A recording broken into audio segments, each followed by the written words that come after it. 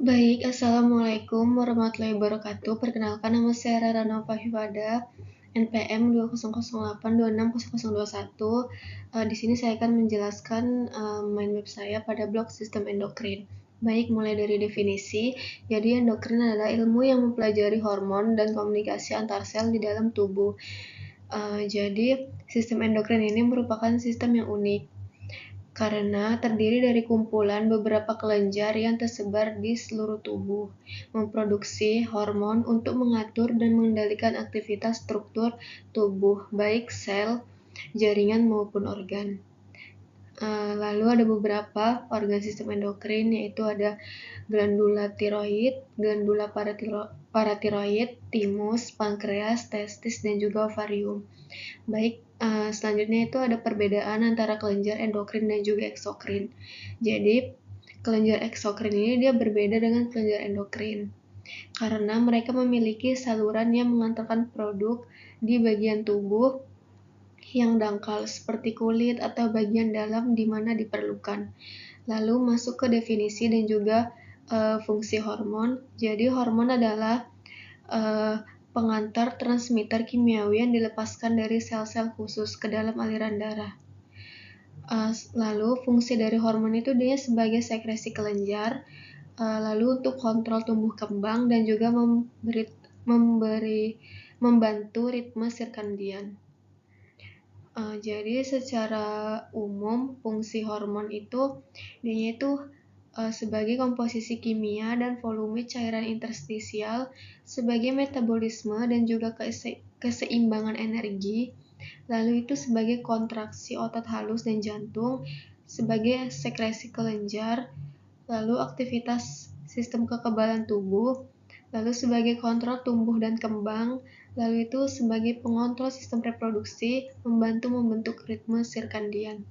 Lalu selanjutnya masuk ke mekanisme kerja dari hormon. Jadi itu dibagi dua, ada yang aksi hormon larut dalam lemak dan juga aksi hormon yang tidak larut di dalam lemak. Jadi di sini kita akan menjelaskan aksi hormon yang larut lemak terlebih dahulu. Jadi hormon yang larut dalam lemak ini dia termasuk hormon steroid. Hormon steroid, tiroid hormon, dan nitric oxide. Jadi hormon steroid ini dia berasal dari kolesterol. Setiap steroid ini dia hormonnya unik karena adanya bahan kimia yang berbeda kelompok yang melekat di berbagai tempat di 4 cincin pada inti strukturnya.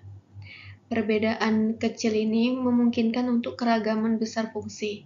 Dua hormon tiroid, T3 dan T4 disintesis dengan menghubungkan iodium ke amino asid tirosin, lalu adanya dua cincin benzane dalam T3 dan T4, serta membuat molekul-molekul ini sangat larut dalam lemak. Lalu ada gas nitric oxide atau NO, dia ini merupakan sebuah hormon dan neurotransmitter. Sintesisnya itu dia biasanya dikatalisis oleh enzim nitric oxide. Lalu itu karena amino peptide protein dan hormon eicosanoid merupakan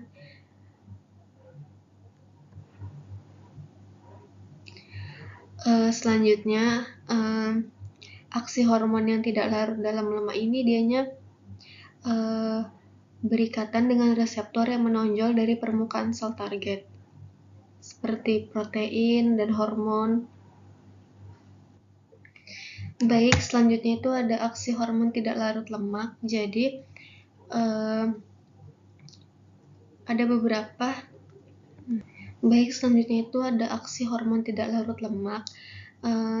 Di sini ada beberapa, yaitu ada peptide, ada protein, dan juga hormon eicosanoid yang merupakan hormon yang tidak larut dalam lemak. Mereka ini tidak dapat menyebar melalui lapisan ganda lipid membran plasma dan mengikat reseptor di sel target. Karena hormon yang larut dalam air ini dia berikatan dengan reseptor yang menonjol dari permukaan sel target. Lalu selanjutnya itu ada kendali sekresi. Di sini masuk ke kendali sekresi hormon. Jadi ini dibagi dua, yaitu ada negative feedback dan juga positive feedback. atau disebut juga umpan balik negatif dan juga umpan balik positif. Jadi umpan balik negatif ini dianya terjadi jika terdapat peningkatan hormon dalam darah sehingga mengakibatkan inhibisi sekresi hormon. Selanjutnya itu ada umpan balik positif atau positive feedback. Ini terjadi jika kadar hormon dalam darah mengakibatkan peningkatan sekresi pada kelenjar endokrin.